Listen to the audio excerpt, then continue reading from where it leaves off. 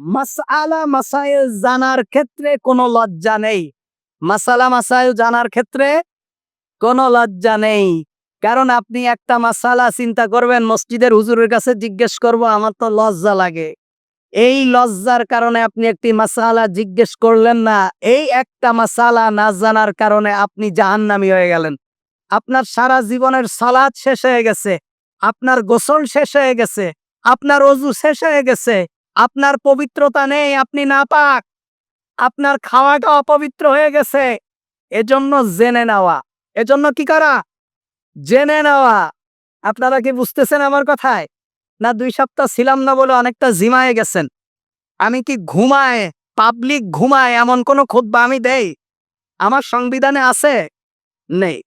এরপরেও যদি কেউ ঘুমায়, মনে করবেন ওর বউ খুব অত্যাচারী, ওই বউর অত্যাচারের কারণে ও ঘুমাইতে পারেনি। এরম যদি কেউ থাকে তাহলে আপনার জন্য ঘুমের পারমিশন আছে। তাহলে ইসলামের কোনো মাসালা মাসাইল জানার ক্ষেত্রে কোনো লজ্জা নেই। বলেন, জানার ক্ষেত্রে কোনো লজ্জা নেই। সিয়ামের কয়েকটা ফরজ আছে, তার মধ্যে একটা ফরজ হলো নিয়াত করা। বলেন, কি করা? নিয়াত করা। সিয়ামের নিয়ত করা। কি নিয়ত করা? সিয়ামের নিয়ত কেউ জানেন? কে কে জানেন হাত উঠান দেখি ইনশাআল্লাহ। মাশাআল্লাহ। কি কি জানেন বলেন? মাত্র এই কয়জন নিয়ত জানেন? তাহলে তো একজনেরও আর সিয়াম হয় না। আয় নাওয়াইতু আন আসুম্মা গাদা মিন শাররি, পারেন না? বুঝে গেছে, পাবলিক বুঝে গেছে।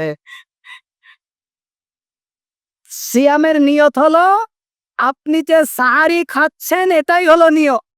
কেন সাহারি খাচ্ছেন? বলেন, কেন খাচ্ছেন? রাত্রে সাহারি খাচ্ছেন কেন? রাত্রে সালাতুত তারাবি কিয়ামুল লাইল করছেন কেন? বাস এটাই নিয়ত। নিয়ত করার জিনিস, নিয়ত পড়ার জিনিস না। বলেন, নিয়ত কি না? পড়ার জিনিস না। বাস আপনি সাহারি খেয়েছেন, এটাই হলো নিয়ত। আলহামদুলিল্লাহ। আবার সামনে মাসালা আসবে, কেউ যদি টোটাল মাসের নিয়ত একসাথে করে তোল, এটাও করা যাবে। বলেন, আমি যেমন প্রথম দিন নিয়ত করছি যে আমি পুরা মাস রোজা রাখবো ইনশাআল্লাহ। কি করছি? পুরা মাস। এরপরে যদি আমি প্রতিদিন আর নিয়ত নাও করি, কোনোদিন সাহারি খেতে পারলাম না, ঘুমেতে উঠতে পারিনি, কিন্তু ফরজ নামাজের, ফরজ সিয়ামের ক্ষেত্রে শর্ত হলো যে মাল্লাম ইউজমি আসিয়াম ক্বাবলাল ফাজরি ফালা সিয়াম লাহু। আল্লাহ রাসূল বলছেন, যদি শবে সাদেকের আগে কেউ ফরজ রোজার, ফরজ সিয়ামের নিয়ত না করে, তাহলে তার সিয়াম হবে না। তা আপনি ফরজের পরে ঘুম থেকে উঠলেন, সাহারিও খেলেন না, কি হবে? এজন্য আমি একেবারে নিয়ত করে রাখছি যে আমি পুরা মাস রোজা রাখবো আলহামদুলিল্লাহ। তবে প্রতিদিন নিয়ত করা, এটা হলো মুস্তাহাব। বলেন, প্রতিদিন নিয়ত করা কি? মুস্তাহাব। তবে যদি কেউ পুরা মাসের নিয়ত একবারে করে, মধ্যখানে যদি আপনি সিয়াম ভেঙে ফেলেন, যে একটা সিয়াম আপনি রাখলেন না, তাহলে পরের দিন থেকে আবার কন্টিনিউ করতে হবে, যেহেতু আপনি 1 মাসের মধ্যে একদিন গ্যাপ দিয়ে দিয়েছে। আর কেউ যদি ধারাবাহিক রাখে, শুরুতে নিয়ত যদি করে যে আমি পুরা মাসের রোজা রাখবো ইনশাআল্লাহুল আজিজ, তাহলে ওই এক নিয়তে পুরা মাস কভার হয়ে যাবে ইনশাআল্লাহ। এটা হলো ফরজ সালাতের, ফরজ সিয়ামের ক্ষেত্রে শবে সাদেকের আগে নিয়ত করা। কারণ প্রত্যেকটা কাজ হলো তার নিয়াতের উপর নির্ভর করবে। আপনার নিয়াতের উপরে আপনার সালাতের সওয়াব দেওয়া হবে, আপনার নিয়াতের উপরে আপনার সিয়ামের প্রতিদান দেওয়া হবে, আপনার নিয়াতের উপরে আপনার হজের প্রতিদান দেওয়া হবে। আপনি হজ করতে গেলেন, আরেকজন হজ করতে গেল, সে হজ করতে গেছে নির্বাচনে দাঁড়াবে তাই, সে হজ করতে গেছে মানুষ তারে হাজি বলবে তাই, সে হজ করতে গেছে টাকা পয়সা হয়েছে তে যদি হজ না করে মানুষ কি বলবে তাই। আর আপনি হজ করতে গেছেন আল্লাহর জন্য, আল্লাহর হুকুম মানার জন্য। দুইজনের সওয়াব কি সমান হবে? হবে না। এই ইন্নামাল আমালু বিন্নিয়াত, এই হাদিসটা আল্লাহ রসুল কেন বলেছেন? আল্লাহ রসুল যখন মক্কা থেকে মদিনায় হিজরত করলেন, তখন উম্মুল কায়েস নামে উম্মু কায়েস নামে এক মহিলা মদিনায় হিজরত করেছে। কি জন্য করেছে? মুহাম্মাদুর রাসূলুল্লাহ সাল্লাল্লাহু আলাইহি ওয়াসাল্লাম হিজরত করেছে তাই ওই মহিলাও হিজরত করেছে, নিয়ত কি সহি না বেসহি? সহি। কিন্তু ওর ভালোবাসার মানুষটা মক্কায় রয়ে গেছে, যে ওই মেয়েটাকে ভালোবাসতো। এখন ওই মেয়েটা চিন্তা করলো আমার ভালোবাসার মানুষ মদিনায় চলে গেছে, আরে আমি থেকে কি লাভ, এ জীবনের কি দরকার। সেও মক্কা থেকে মদিনায় হিজরত করছে কি জন্য? ওই ভালোবাসার মানুষকে পাওয়ার জন্য। আর মেয়ে হিজরত করেছে মুহাম্মাদুর রাসূলুল্লাহ সাল্লাল্লাহু আলাইহি ওয়াসাল্লামের সাথে দ্বীনের জন্য। এই কথা যখন আল্লাহ রসুলের কানে গেলেন, আল্লাহ রসুল সাল্লাল্লাহু আলাইহি ওয়াসাল্লাম তখন বললেন, ইন্নামাল আমালু বিন্নিয়াত। যে ব্যক্তি কোন এর পরবর্তীতে আল্লাহ রসুল বলছেন এই হাদিসে, যে ব্যক্তি আল্লাহর জন্য হিজরত করবে সে তাই পাবে, আর যে ব্যক্তি কোনো মেয়েকে বিবাহ করার জন্য হিজরত করবে সে তাই পাবে। দুইজনের হিজরত সমান, দুইজনের সিয়াম সমান, দুইজনের জিকির সমান, দুইজনের তাসবিহ সমান, দুইজনের ইস্তেগফার সমান।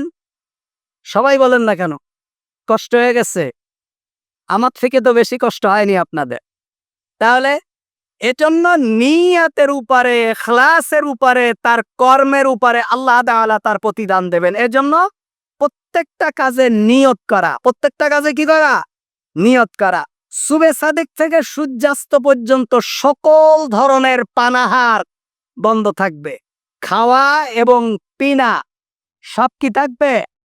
বন্ধ থাকবে। এবং যৌন বাসনা থেকেও বিরত থাকতে হবে। এগুলো হলো সিয়ামের ফরজ। ইচ্ছাকৃত সিয়াম ভঙ্গের কারণ, যে সমস্ত কারণে রোজা ভেঙে যায়, সংক্ষেপে বলবো যেহেতু সময় কম। 1 নম্বর হলো ইচ্ছাকৃত পানাহার করা এবং ধূমপান করা। ইচ্ছাকৃত। আর যদি ভুলে খায় রোজা ভাঙবে না। বলেন, ভুলে খাইলে কি হবে না? রোজা ভাঙবে না। ইচ্ছাকৃত যদি কেউ খায় ভেঙে যাবে। ইচ্ছাকৃত যদি কেউ বমি করে সিয়াম ভেঙে যাবে। দিনের বেলায় যদি স্বামী স্ত্রীর সম্পর্ক স্থাপন করে সিয়াম ভেঙে যাবে। মাসিক স্রাব হওয়া অথবা রক্ত নেফাস হওয়া, অর্থাৎ মেয়েদেরকে, আমাদের আমাদের মা বোনদের যে মাসিক পিরিয়ড হয় এটা হওয়ার কারণে, কিংবা যদি সন্তান প্রসব হওয়ার পরে যে রক্ত বের হয় এটা হওয়ার কারণে সিয়াম ভেঙে যাবে। পানাহারের অনুরূপ বস্তু গ্রহণ করা, পানাহার না, আমরা মুখ দিয়ে যা খাই এমন কিছু না, কিন্তু এমন ধরনের কোনো বস্তু গ্রহণ করা। এটা 2 ধরনের হতে পারে। যদি কেউ শরীরে রক্ত দেয়, বলেন, যদি কেউ শরীরে রক্ত দেয়, রক্ত দেওয়া শব্দের অর্থ হলো রক্ত গ্রহণ করা। ব্লাড।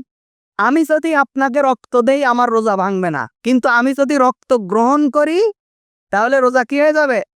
ভেঙে যাবে। বোঝেন, আমি যদি কাউকে রক্ত দেই, যদি আমার সিয়াম ভঙ্গের কোনো আশঙ্কা না থাকে, আমি দুর্বল হয়ে না পড়ি, আমি যদি আমার শরীর থেকে 1 ব্যাগ রক্ত কাউকে, কোনো পেশেন্টকে দেই, আমার রোজা ভাঙবে না।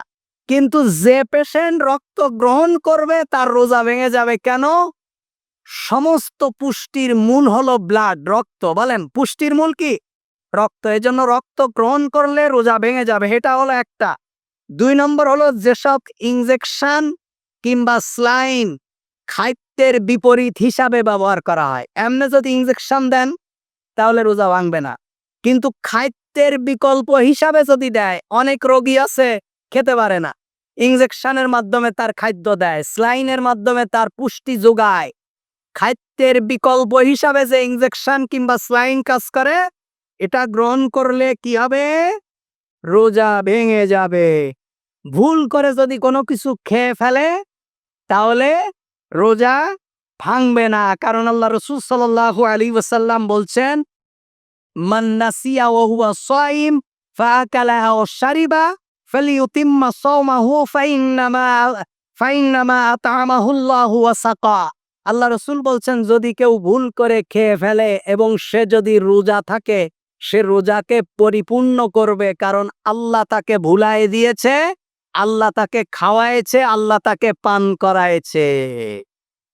এজন্য ভুল করে খাওয়া, অনেকেই খেয়ে ফেলে, খাওয়ার পরে মনে হয় যে আমি তো রোজা ছিলাম, তাহলে কি হবে না? রোজাকে কন্টিনিউ করতে হবে, রোজা ভাঙবে না। অনিচ্ছাকৃত বমি হওয়া, অনিচ্ছাকৃত যদি বমি হয় তাহলে রোজা ভাঙবে না।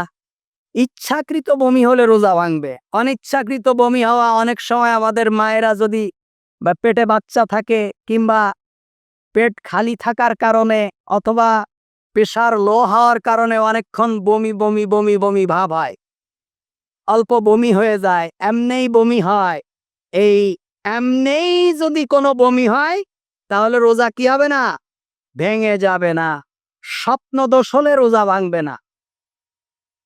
রোজা রাখা অবস্থায় যদি স্বপ্ন দোষ হয় তাহলে রোজা ভাঙবে না। অনিচ্ছাকৃত বীর্যপাত ঘটলে রোজা ভাঙবে না।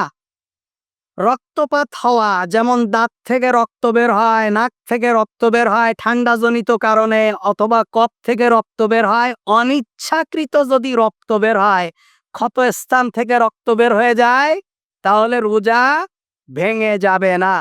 রক্তদান করলে যদি অধিক দুর্বলতার কারণ না হয় কিংবা তার সিয়ামের উপরে যদি কোনো এফেক্ট না পড়ে, রক্ত দেওয়ার কারণে যদি তার ব্যক্তি সিয়ামের ক্ষতি না হয়, তাহলে রোজা ভেঙে যাবে না।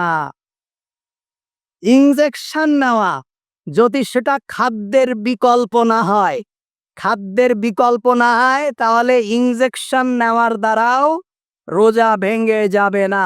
সুরমা লাগালে, চোখে যদি কেউ সুরমা লাগায়, কাজল লাগায়, আই ড্রপ ব্যবহার করে, তাহলে সিয়াম ভেঙে যাবে না। বলেন, সুরমা লাগালে, কাজল লাগালে, চোখে আই ড্রপ ব্যবহার করলে সিয়াম ভেঙে যাবে না। মেসওয়াক যে কোনো সময় করা যাবে। মেসওয়াক যে কোনো সময় করা যাবে। মেসওয়াক করার কারণে দাঁত দিয়ে যদি রক্ত বের হয়, কোনো সমস্যা হয়, তাহলেও সিয়ামের কোনো ক্ষতি হবে না, বরং রোজা থেকে 5 ওয়াক্তে বারবার মেসওয়াক করার চেষ্টা করবেন। অনেকেই, আমার গতবার একজন বলছে, আমি তো রোজার মাসে কোনো মেসওয়াক টেসওয়াক করি না। আমি বলছি, কেন করেন না? বলছে, আল্লাহ রসুল বলেছে মানুষের মুখের দুর্গন্ধ আল্লাহর কাছে মেশকাম্বারের থেকেও সুগন্ধি।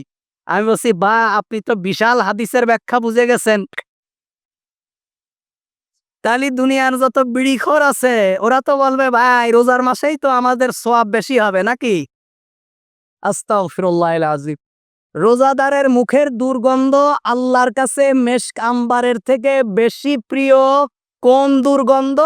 মানুষের পেট খালি থাকার কারণে এক ধরনের বাষ্প বের হয়, এক ধরনের পেট খালি থাকার কারণে ভিতর থেকে একরকম গ্যাস বের হয়। এই গ্যাসটা আল্লাহর কাছে প্রিয়, কারণ মানুষ পেট খালি রেখেছে কার জন্য? আল্লাহর জন্য। এর মানে এইটা নয় যে আপনি ব্রাশ করবেন না, তারপরে হলো মেসওয়াক করবেন না, এটা না। মেসওয়াকের খুব গুরুত্বপূর্ণ গুরুত্ব। আল্লাহ রসুল বলছেন, লাউলা আন আশুক্কা আলা উম্মতি লা আমারতুহুম বিসওয়াক। আল্লাহ রসুল বলছেন, আমার উম্মতের উপরে যদি কষ্ট না হতো তাহলে আমি প্রত্যেক সালাতের সময়, ইনদা কুল্লি সালাত, প্রত্যেক নামাজের সময় মেসওয়াক করার নির্দেশ দিতাম। তার মানে এটা ওয়াজিব করে দিতাম। তখন মেসওয়াক না করলে অজু হতো না, অজুর ওয়াজিব তরক হতো। তা আমার উম্মতের জন্য কষ্ট হবে। উম্মত কখনো মাঠে থাকবে, কখনো গার্মেন্টসে থাকবে, কখনো ফ্যাক্টরিতে থাকবে, কখনো রাস্তাঘাটে থাকবে, কখনো বিভিন্ন কাজে থাকবে।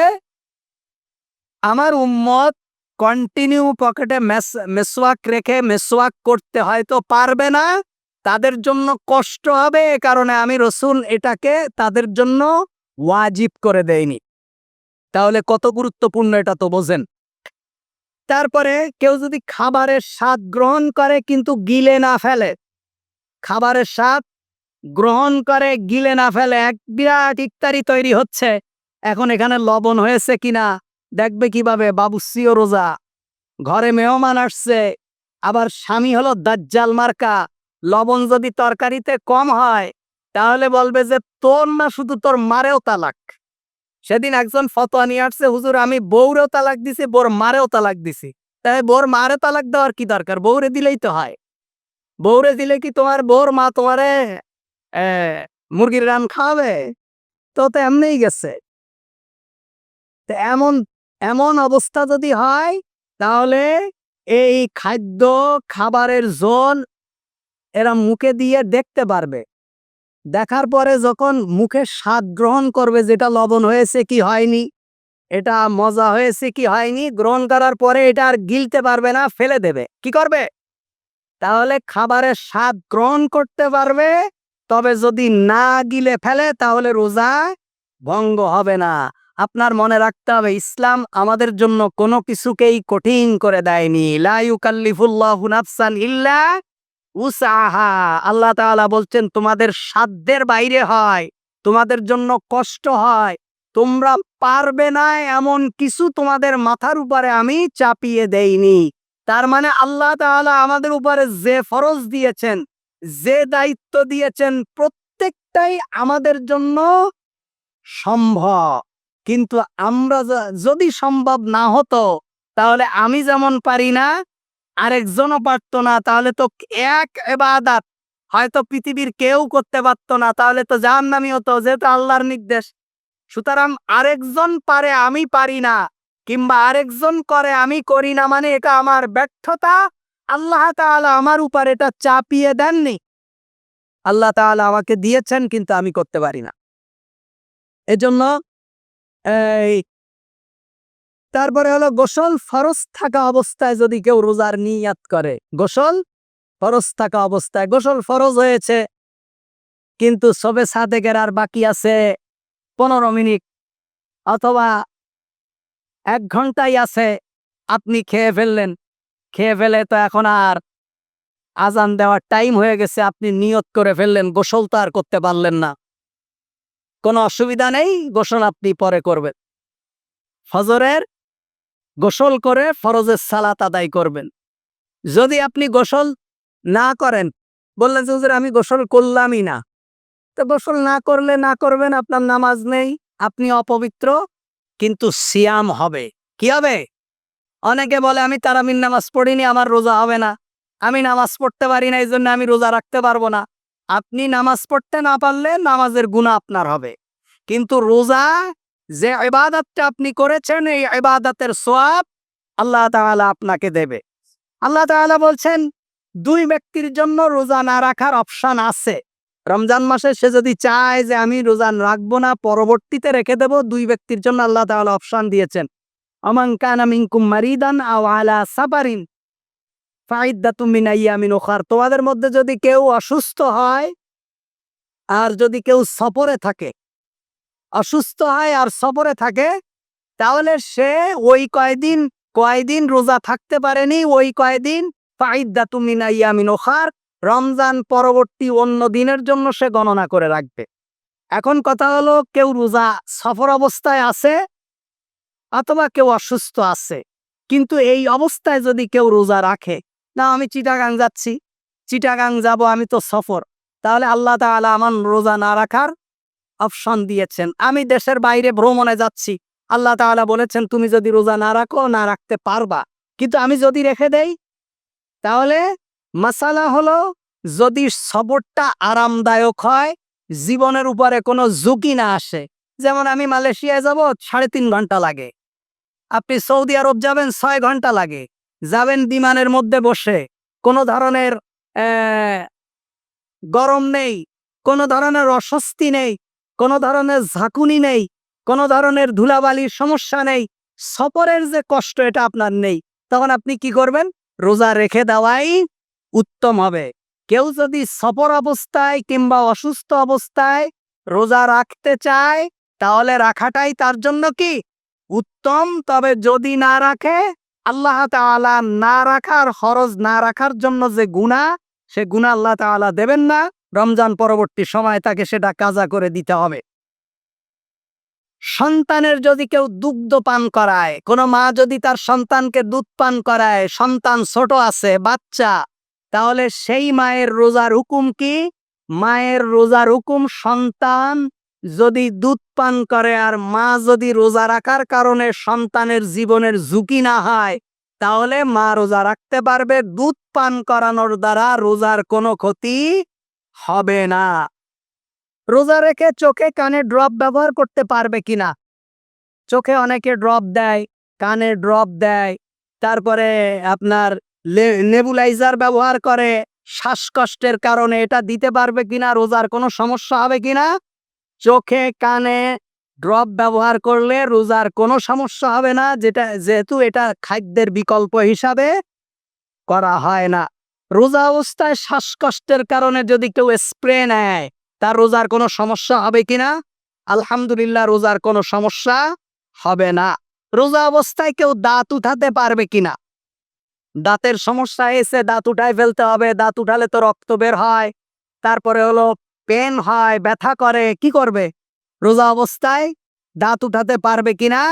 রোজা অবস্থায় দাঁত উঠাতে পারবে, তাতে কোনো সমস্যা হবে না, রোজার কোনো ক্ষতি হবে না। রোজা অবস্থায় কেউ যদি দাঁতে পুটিং করে, দাঁতে ক্যাপ পরায়, তারপরে রুট ক্যানেল করে, তাহলে করতে পারবে কিনা? করতে পারবে, এতে রোজার কোনো সমস্যা হবে না। রোজা অবস্থায় রক্ত পরীক্ষা করতে পারবে কিনা? কারণ ক্রিটিনাইন আছে, এখন তো অধিকাংশ অসুস্থতার কারণে ব্লাড টেস্ট দেয়। এই ব্লাড টেস্ট করার জন্য তো রক্ত নিতে হয়। তো এই রক্ত নিতে পারবে কিনা? এতে রোজার কোনো ক্ষতি হবে কিনা? রোজার কোনো ক্ষতি হবে না। রোজা অবস্থায় রক্ত পরীক্ষা করতে পারবে, রক্ত দিতে পারবে, তাতে রোজার কোনো সমস্যা হবে না। নাক দিয়ে যদি রক্ত বের হয় তাহলে রোজা ভঙ্গ হবে কিনা? নাক দিয়ে রক্ত বের হলে রোজা ভঙ্গ হবে না। চলাফেরার সময় মশা মাছি অনেক সময় পেটের মধ্যে চলে যায় গাল দিয়ে, এমন 2-1 জনের গেছে, আমার গেছে। আবার চলার সময় মশা হঠাৎ করে পেটের মধ্যে ঢুকে গেছে।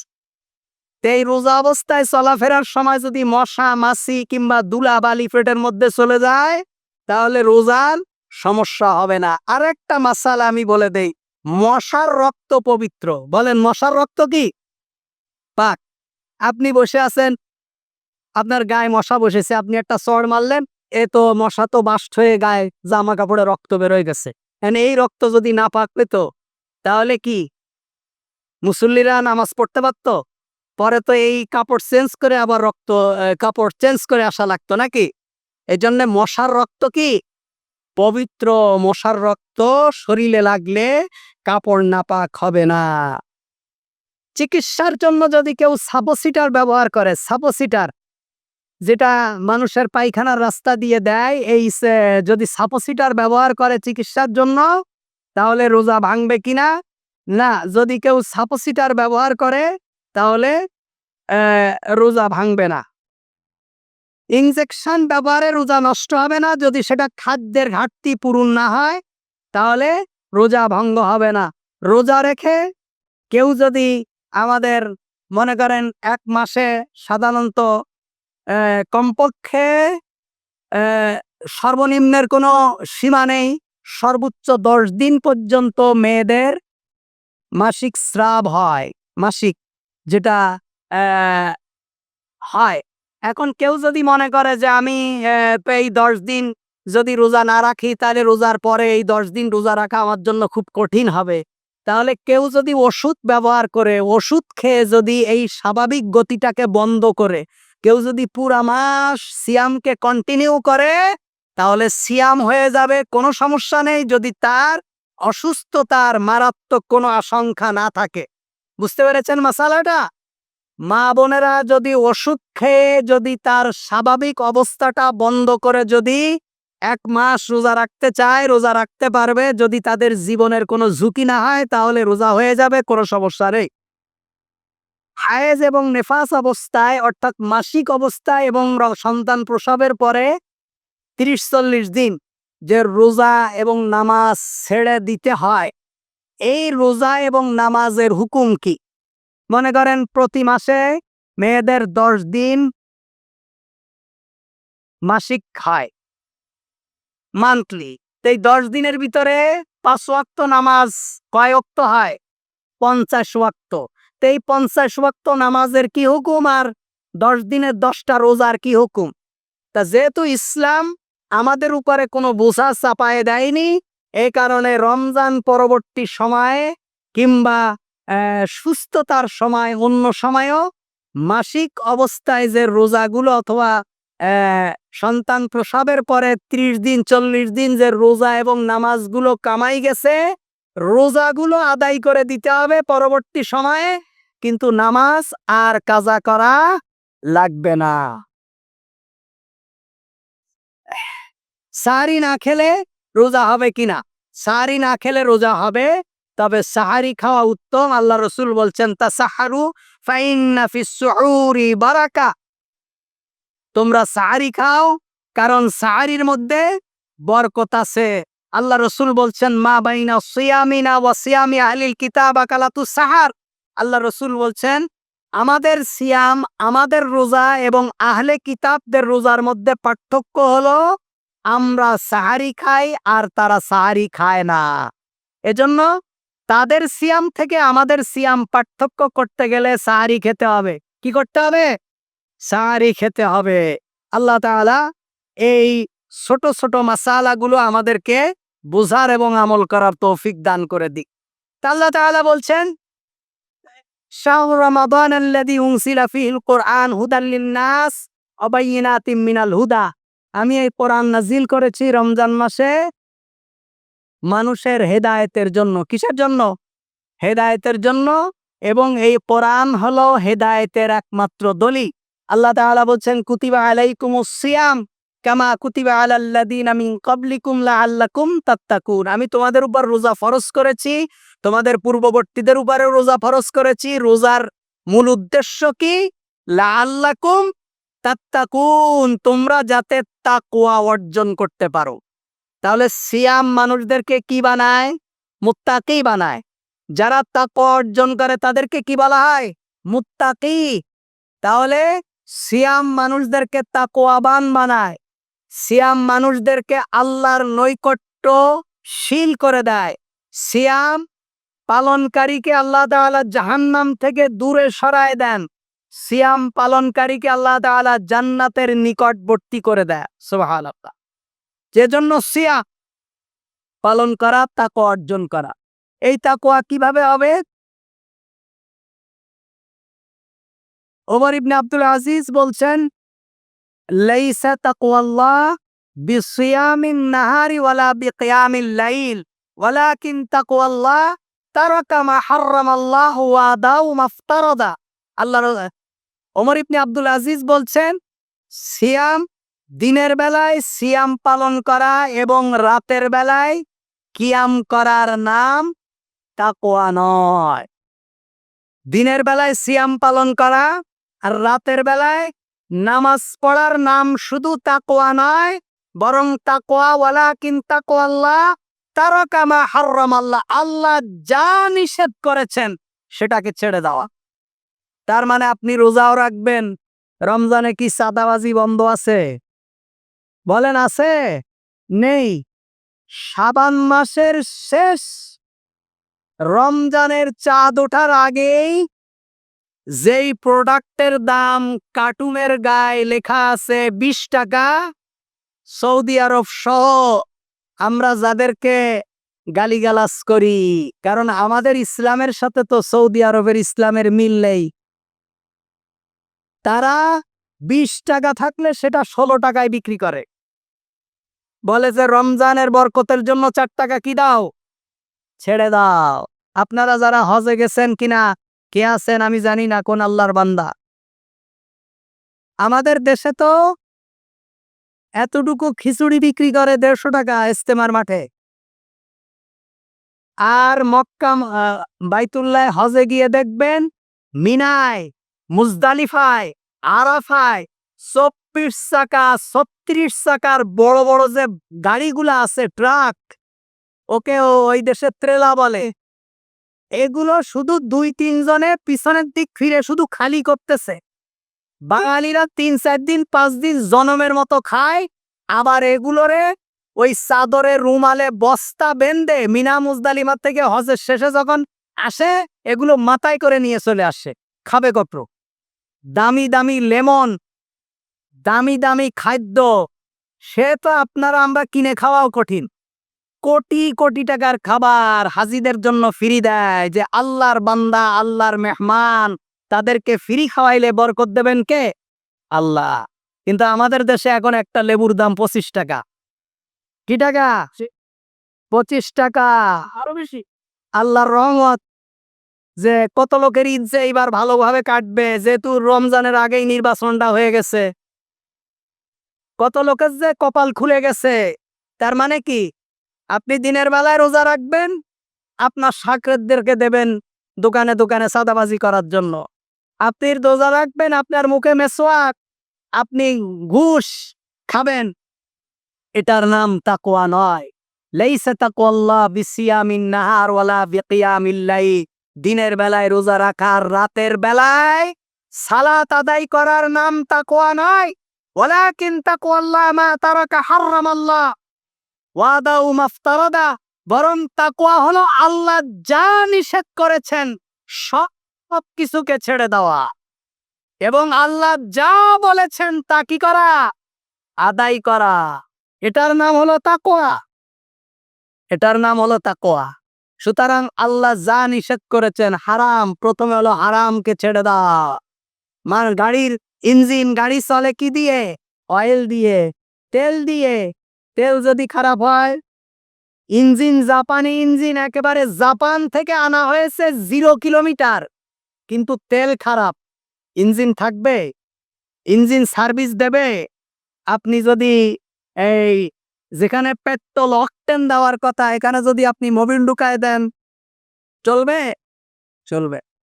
মানুষ ইবাদত করে যে শক্তি, মানুষের জীবন, এই শক্তিটা তৈরি হয় যে অয়েল দিয়ে। এই অয়েলটা যদি ফ্রেশ না হয়, হারাম মুক্ত না হয়, ঘুষের টাকা, সুদের টাকা, সাদাবাজির টাকা, দান্দাবাজির টাকা, মাইরিং কাটিং এর টাকা, আল্লাহ রসুল বলেছেন যে কেউ যদি কোনো মানুষকে কষ্ট দেবার জন্য খাদ্য গুদামজাত করে, এটা হারাম। এটা কি? হারাম। রমজানের আগে যেই খেজুর 200 টাকা, রমজানের সময় সেই খেজুর 400 টাকা। বরকত।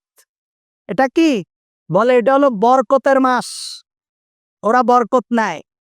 এজন্য ওমর ইবনে আব্দুল আজিজ বলছেন, লাইসা তাকওয়াল্লাহ বিসিয়ামিন নাহারি ওয়ালা বিকিয়ামিল লাইল, তারাকাল্লাহ মা হারামাল্লাহ ওয়া তারাকা মা হারামাল্লাহ ওয়া দাউ মাফতারাদা। বরং আল্লাহ যা নিষেধ করেছেন তা ছেড়ে দেওয়া। আল্লাহ যা নিষেধ করেছেন তা কি করে দেওয়া? আমরা প্রতিজ্ঞা করি, আমরা আল্লাহর কাছে ওয়াদা করি, আমরা ইস্তেগফার করি, আমাদের সিয়ামকে সুন্দর করি। আল্লাহকে আমরা বলি যে আমরা আজ থেকে কোনো হারামের সাথে আমরা সম্পৃক্ত হব না, আমরা কোনো হারাম খাবো না। আলহামদুলিল্লাহ, এইসব মসজিদে তেমন হারামখোর পাওয়া যাবে কম। 2-1টা যদি থাকে, হয়তো সে জানেও না যে আমি হারাম খাই।